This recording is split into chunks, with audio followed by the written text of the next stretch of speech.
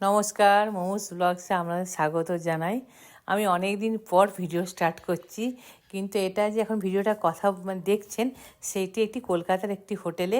কারণ তার আগের দিন আমি আমার বাড়ির থেকে এই হোটেলে চলে গেছি। কারণ আমরা তিনজন লেডিস মিলে হঠাৎ করে ঠিক করলাম যে আমরা বেড়াতে যাব একটি জায়গায়। তো কোথায় যাচ্ছি, কী ধারা, সব আমাদেরকে জানাবো। তার মধ্যে আমি আর ওয়েন্দিলা আমার সঙ্গেই গেছিলো। হোটেলে আমরা রাত্রে ছিলাম, এটা তারপর দিন সকালে। কারণ আমরা রেডি হচ্ছি যে আমাদের ফ্লাইট হচ্ছে সকাল 9টায়, কিন্তু তার আগে 7টায় আপনাদের বর্ডারিং করতে হবে। তার আগে আমরা চান টান করে নিয়েছি আর চান টান করে বেরোচ্ছি। আর তার আগের দিন রাত্রে খাবার ছিল ডিনার, কিন্তু আমরা খেতে পাইনি। আর এই যে আরেকজন আমাদের টিম মেম্বার, 3জন হয়ে গেল। পিছনে ওনার ওটি ছেলে। আর যে হোটেলে ছিলাম সে হোটেলে আপনার ব্রেকফাস্ট ছিল কমপ্লিমেন্টারি। তো ব্রেকফাস্টটা করে নেবো, করে নিয়ে আমরা বেরিয়ে পড়েছি আপনার এয়ারপোর্টের দিকে। তো এয়ারপোর্টে আমরা যখন গেছি, রোদও প্রচণ্ড, এরা একদম ফটো তুলতে ব্যস্ত। যাওয়ার ইচ্ছা তো একটু মনে হচ্ছে নাই, এখানেই আগে ফটো তুলে নিই তারপর যাওয়া হবে। তো ফটো তুলতে গিয়ে আমাদের যে কত দেরি হয়ে গেছে এরা খেয়ালই করেনি। আর 4 মিনিট ছিল আমাদের মাত্র বর্ডারিং করতে। হ্যাঁ, তো আমরা ছুটতে ছুটতে তারপরে গেলাম, গিয়ে বর্ডারিং আর তখন ভিডিও করা হলো না। আর এখন সিধা একদম বাসে চেপে পড়েছি, ব্যাগেজ সব দিয়ে বর্ডারিং করে বাসে চেপে পড়েছি। আর রোদ দেখছেন, কিন্তু এত ভিড়, ফ্লাইটে দেখলাম এত মানুষের ভিড়, এই ভাবছিলাম যে আমারই কষ্ট হচ্ছে, কিন্তু এত মানুষের ভিড় দেখে কিন্তু কোনো কষ্ট আর মনে হলো না। দেখুন কত বয়স্ক মানুষরা যাচ্ছে ঘুরতে, কত এনার্জি, এখান থেকে দেখতে বেশ ভালো লাগে। তখন মনে হলো, আমরা নিজেদের মধ্যে কথা বলছিলাম, মাঝে মাঝে এমনি বেরিয়ে যাওয়া ভালো।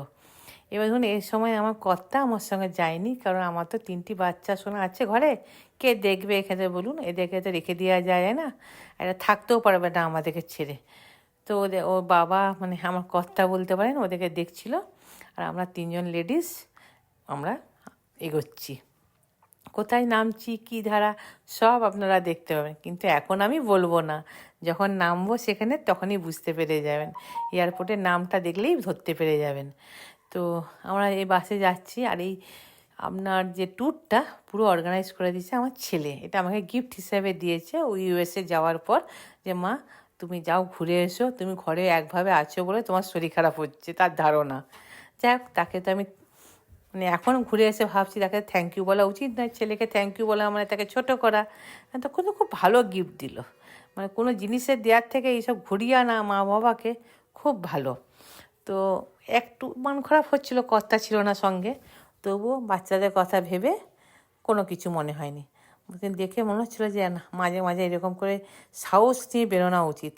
কারণ আমাদের অনেকজন ভেবেছিল যে আমরা শুধুই কলকাতা ঘুরে চলে আসবো, কোথাও যেতে পারবো না, আমাদের হবে না, আমাদের মহিলাদের যারা দুর্বল ভাবেন, কিন্তু তা নয়। আমরা 3জনই বেশ ভালো ফুললি স্যাটিসফাইড হয়ে ঘুরে এসেছি।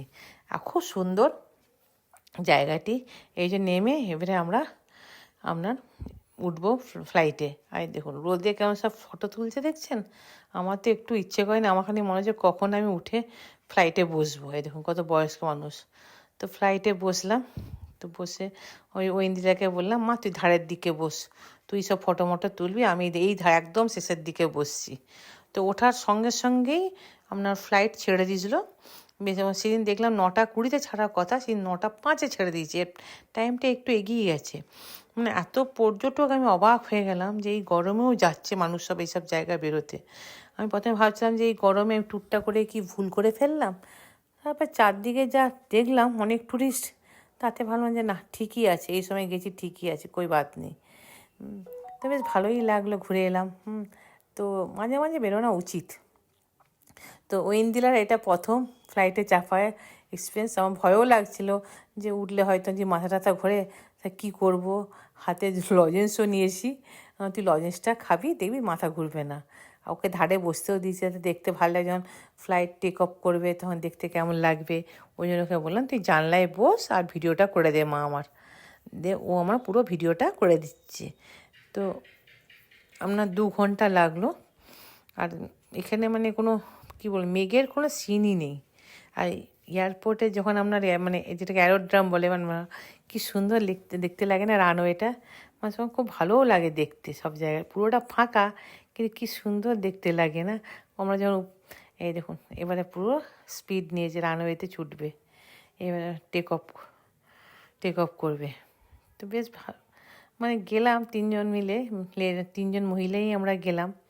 যাওয়া উচিত মাঝে মাঝে লেডিসরা যে নিজেরা, আমরা মানে তখন যখন বাইরে বেরোলাম তখন বুঝলাম যে যারা সোলো ট্রিপ করে ঘরে বসে আমরা ভাবি যে খুব কষ্ট কিছুই নয়। একবার বেরিয়ে পড়লে আপনি নিজেই আপনি মানে সব পারবেন করতে, কারোর উপরও আপনাকে নির্ভর করতে হবে না। এখন চারদিকে এত সুবিধা, আর স্পেশালি অনলাইনে মানে মোবাইল হয়ে আমরা সত্যি কি জায়গা দেখার আছে না দেখার আছে সব কিছু আমরা জানতে পারবো।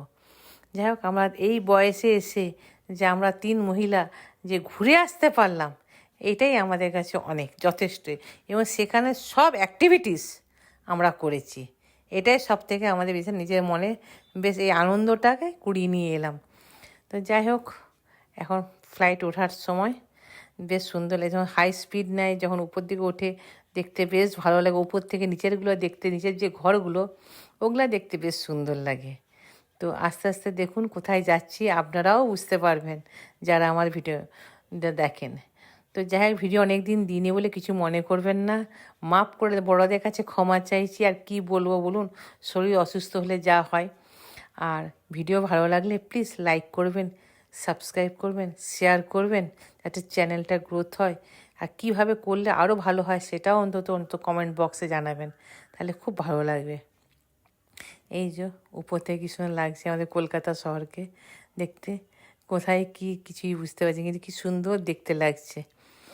আর ভিডিওটি করেছে আমার ঐন্দ্রিলা কি সুন্দর করেছে দেখুন, দারুণ সুন্দর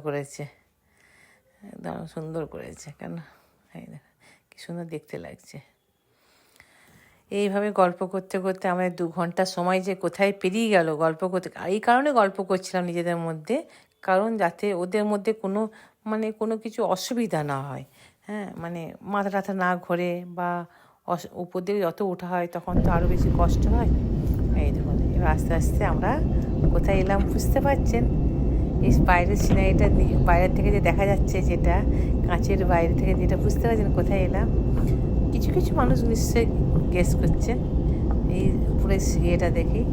হ্যাঁ, আমরা চলে এলাম পোর্ট ব্লেয়ার। আমরা গেলাম আন্দামান বেড়াতে। যদিও এই গরম, তবুও এই গরমে আপনি যদি ট্যুরিস্ট দেখেন সেখানকার, তখন আপনারা কিচ্ছু কষ্ট মনে হবে না। আমরা আন্দামানের যে ম্যাপে দেখি একরকম, আন্দামানকে নিজের চোখে দেখা একরকম, উপর থেকে দেখা একরকম। কি সুন্দর দেখতে লাগছে দেখুন, যাকে আমি কোনো ভাষা নেই আমার বলার। তো এইভাবে আমি ভিডিও করতে থাকছি, একটু পরপর আস্তে আস্তে দিতে থাকবো। আর ঘুরতে তো গেছি, বুঝতে পারছেন তো, এত গরমে এই বয়সে ঘুরতে গিয়ে তারপরে এসে যে কী ক্লান্ত লাগে। মানে ঘরে আসার পর ধরুন আবার তো আগের মতো কাজ করতে হয়, বিরাট ক্লান্ত লাগে শরীর। ভিডিওটা হয়তো আমাকে একটু দেখতে দেরি হয়ে যাচ্ছে, যে কিছু মাইন্ড করবেন না আপনারা। প্লিজ ভিডিওটা ভালো লাগলে প্লিজ সাবস্ক্রাইব করবেন। আবারও বলছি, এই দেখুন কী সুন্দর দেখতে লাগছে। ও ভিডিও করছে, আমি যখন ভয়েস ওভার দিচ্ছি তখনই দেখছি যে দেখতে কি সুন্দর লাগছে দেখুন, অপরূপ সুন্দর। হ্যাঁ, চারদিকে মানে একটা পিওর বেঙ্গল এর মধ্যে কি সুন্দর লাগছে। আমার শুধু আন্দামানেই গেছিলাম, নিকোবর যাওয়া হয়নি, কারণ নিকোবর যেতে গেলে হাতে অনেক সময় দরকার।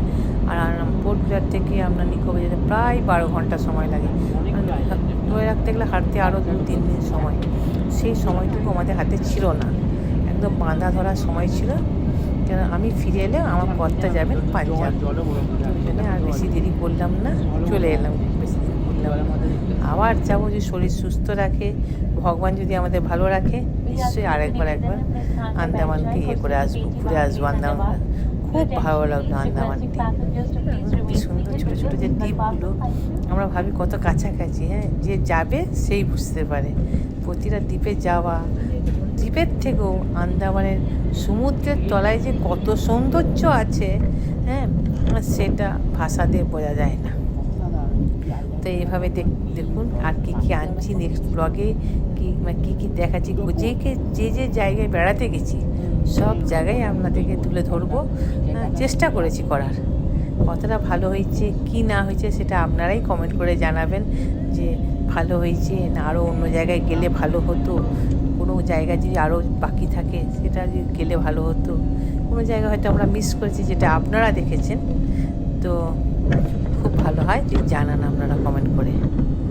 তো এবারে অপেক্ষা করছে আস্তে আস্তে প্লেন নিচে ল্যান্ড করার জন্যে, আর ও ভিডিওটা তুলে যাচ্ছে শুধু সমুদ্র আর সমুদ্র, যেটা আমরা ম্যাপে দেখেছি এটা আমরা বাস্তবে চোখে দেখছি। হ্যাঁ, এই ছোটো ছোটো ছোটো ছোটো দ্বীপগুলো মানুষজন বাস করে।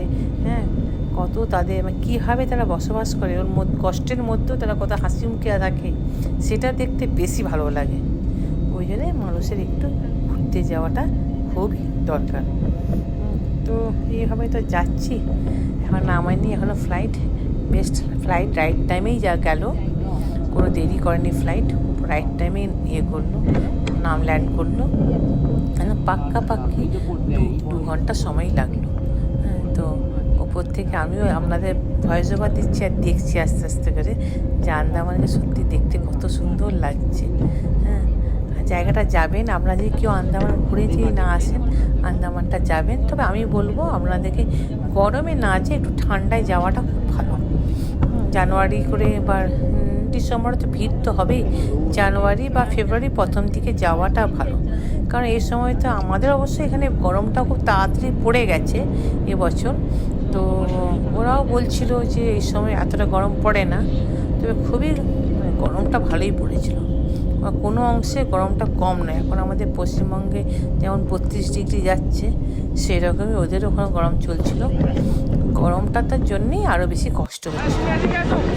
নিয়ে পড়লাম, বুঝতে পারছেন, বীর সাভারকার এয়ারপোর্ট। এয়ারপোর্টটি মানে ছোটো হতে পারে, খুবই সুন্দর, যাকে বলে অতীব সুন্দর। বলছে এটা 1 বছর হয়েছে, মানে ওদের কাছে জানলাম 1 বছর হয়েছে, আগে 5টি ফ্লাইট নামতো, এখন তা নয়। আর আমরা যে ট্যুর অর্গানাইজেশনে গেছিলাম সেটি মুসাফির ট্রাভেলস কলকাতায়, উনি এখন আমার গাড়ির জন্য অপেক্ষা করছি, সে এখন এসে পৌঁছায়নি।